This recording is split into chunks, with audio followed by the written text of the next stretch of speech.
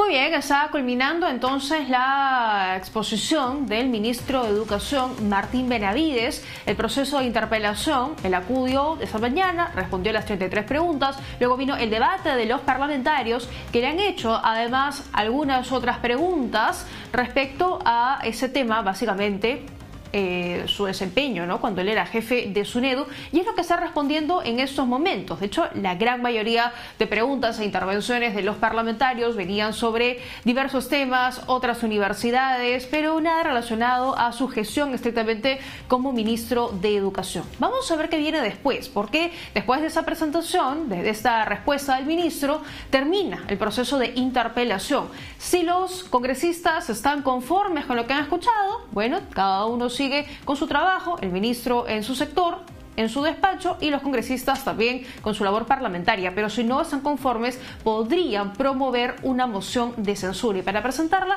solo necesitan la firma de 33 congresistas. Así que vamos a ver finalmente si va por ese camino los parlamentarios. Vamos a conversar de inmediato con la ex ministra de Educación, Flor Pablo, que ya está con nosotros para comentar este proceso interpelatorio y algunos temas también relacionados al sector. Gracias por acompañarnos. Bienvenida a RPP Noticias. Muchas gracias. Bueno, ¿qué le ha parecido a usted este proceso interpelatorio en el que hemos visto al ministro básicamente responder preguntas sobre su desempeño cuando él era jefe de SUNEDU, más no como su gestión, ¿no?, como titular de este sector? Bueno, en primer lugar, ese es un tema y en realidad lo que corresponde pues a la función ministerial, ¿no? Y en este caso él está respondiendo lo que muy bien se pudo haber respondido en una comisión que ya existía, en las comisiones de investigación al trabajo de la SUNEDU. Pero bueno, más allá de que este proceso en términos de forma y de fondo en realidad no correspondía, yo creo que el ministro ha respondido de manera contundente las diferentes preguntas, ¿no? Ha dejado claro cómo se ha desarrollado el proceso de evaluación, de análisis para determinar si una universidad se le daba o se le negaba la licencia. Creo que también ha permitido que pueda exponer los avances en la reforma universitaria, ¿no? Creo que yo veo realmente de que por ahora cerrando, estamos viendo justamente el cierre de la presentación del ministro, y yo creo que ha sido bastante contundente en su explicación y en todo caso confío que los congresistas que han motivado esta interpelación queden satisfechos con las respuestas y pueda quedar ahí, ¿no? Esa es mi expectativa por lo que he podido ver. Claro, y sobre todo porque ha sido efectivamente, comparto con usted la opinión de que ha sido bastante claro y específico en hablar de cada una de las universidades que han mencionado los congresistas a lo largo de sus intervenciones, y sigue justamente, ¿no?, terminando de responder y aclarar cada uno de estos puntos. Y como usted también señalaba, esto es un tema que se ha venido trabajando o investigando, si se quiere, desde la Comisión de Educación, a donde se le ha citado en varias oportunidades al ministro Benavides, al actual jefe de SUNEDU, se ha pedido documentación, han citado a diversos funcionarios, pero el tema ha pasado más allá, ha trascendido y ha llegado a una interpelación. Hay quienes sostienen que más que un control político, lo que estamos viendo hoy responde a una venganza. ¿Usted comparte esa opinión? Bueno, creo que lo que queda en evidencia es que en el Congreso hay definitivamente congresistas, grupos parlamentarios que tienen intereses, ¿no? Y eso es clarísimo, tienen intereses porque son parte de universidades privadas, y especialmente universidades privadas no licenciadas, y eso hace que haya un interés. Pero creo que si miramos en el momento en conjunto, hace pocos días les han dado la confianza, y lo que correspondería es que esta interpelación quede con las respuestas dadas por el ministro en el día de hoy, ¿no? Y no pueda pasar a mayores. Claro, porque al final lo que vamos a ver hoy no es una respuesta a la, podría decirse, mala gestión del ministro, si se quiere, como titular del sector, sino cómo entienden y cómo ven los congresistas la reforma universitaria como tal. ¿Es así? Así es, por eso es que justamente te mencionaba que creo que es una oportunidad, ¿no? Porque también muchas de las preguntas pasan por una explicación, la explicación se ha dado. Creo que ha sido bastante claro el ministro en explicar con mucho detalle, como bien ha señalado, incluso con casos específicos, y creo que también es una oportunidad para aclarar un poco y hacer un poco de pedagogía también de educación dentro del propio Congreso, ¿no? La reforma universitaria, ¿qué significa? Ya ha significado tener un órgano supervisor autónomo, que es la SUNEDU, que tiene a su cargo la supervisión de las condiciones de calidad y que para eso hay una serie de procedimientos que aplican igual para las universidades públicas como para las privadas, ¿no? Y eso es creo que bien importante que quede claro. Y también esta reforma fortalece el rol del Ministerio de Educación, que es el promotor de la educación pública, porque esa es la función del Estado, ¿no? Y creo que ha sido claro también plantear esta diferencia de por qué, por ejemplo, para las universidades públicas hay un plan de emergencia, por qué el Estado tiene una actuación diferente. Claro, porque en la universidad pública el Estado es el promotor.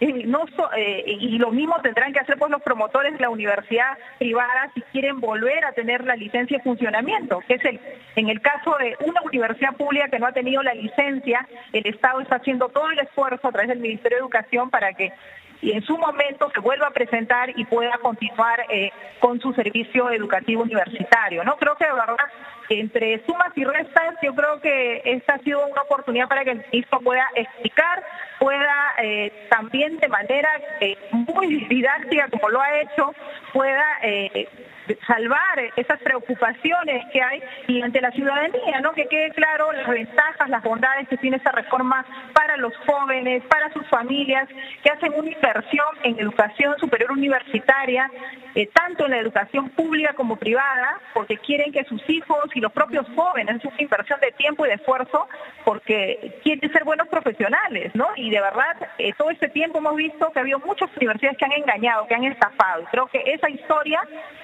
no puede volver a repetirse, ¿no? Y la SUNEDU ahí ha cumplido y sigue cumpliendo un rol fundamental. Ahora, la reforma universitaria es una política del Estado. El propio presidente Martín Vizcarra lo ha dicho en varias oportunidades. Pedro Cateriano la semana pasada, cuando todavía estaba como premier, dijo que la presencia de Martín Benavides en el gabinete había generado estas rencillas, esta crisis política que terminó justamente con la denegatoria del voto de confianza por parte del Congreso de la República. En ese sentido, parece que una política de Estado no tendría que ser personificada, en este caso en la figura de Martín Benavides. ¿No habría sido prudente en todo caso que hubiera un recambio en la figura de Martín Benavides y que se continúe con la política, independientemente de la persona que esté al frente del sector? Creo que en este momento, en realidad, con sectores tan estratégicos como educación, la inestabilidad por el lado de la conducción le pasa una factura muy grande a la gestión pública.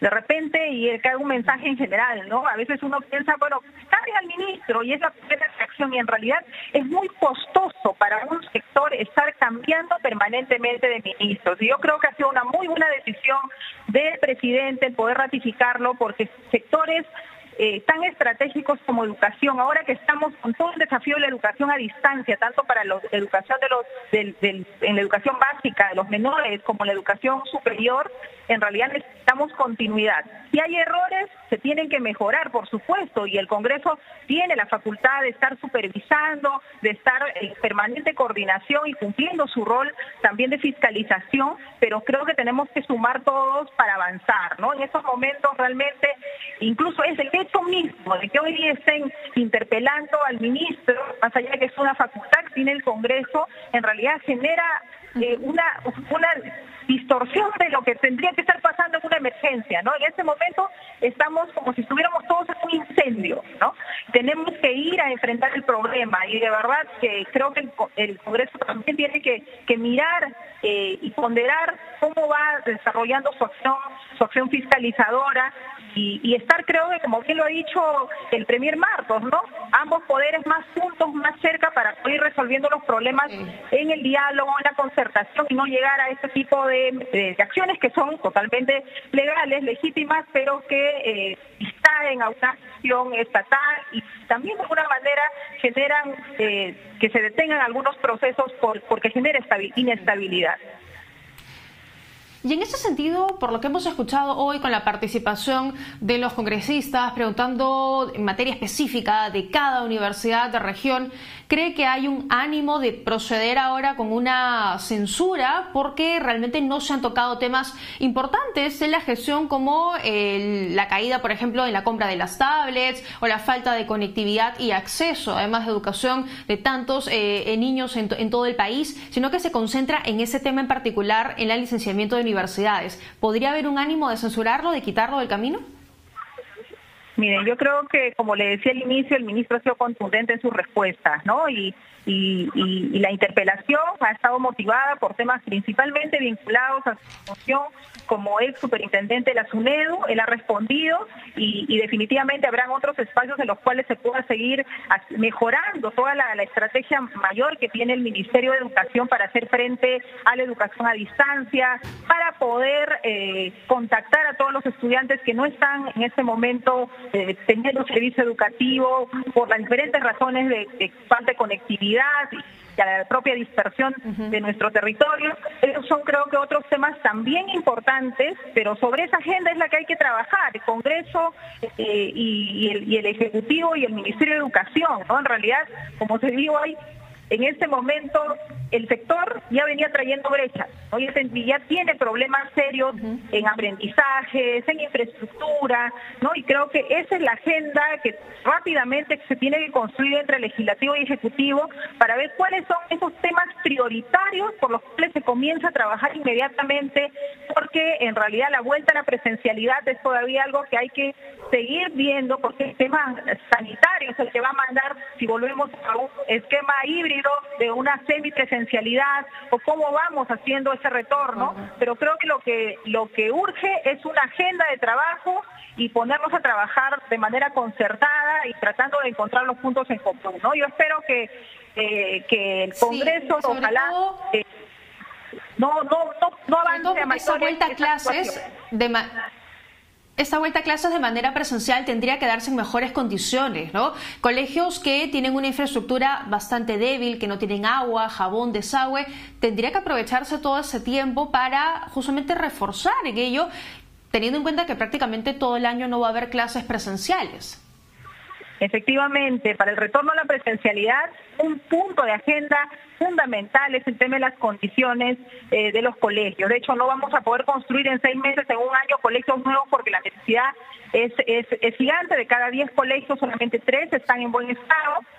Pero sí podemos asegurar agua segura, podemos asegurar servicios higiénicos, mobiliario, y creo que eso es algo que tiene que trabajarse inmediatamente, aprovechar justamente estos meses que todavía los estudiantes están en sus hogares, en sus familias, y poder avanzar, ¿no? Creo que en un escenario de regular, estos meses ya son meses en los que se va preparando el siguiente año escolar, y creo que esa es la urgencia que hay que tener, ¿no? Y preparando ya las condiciones para el siguiente año.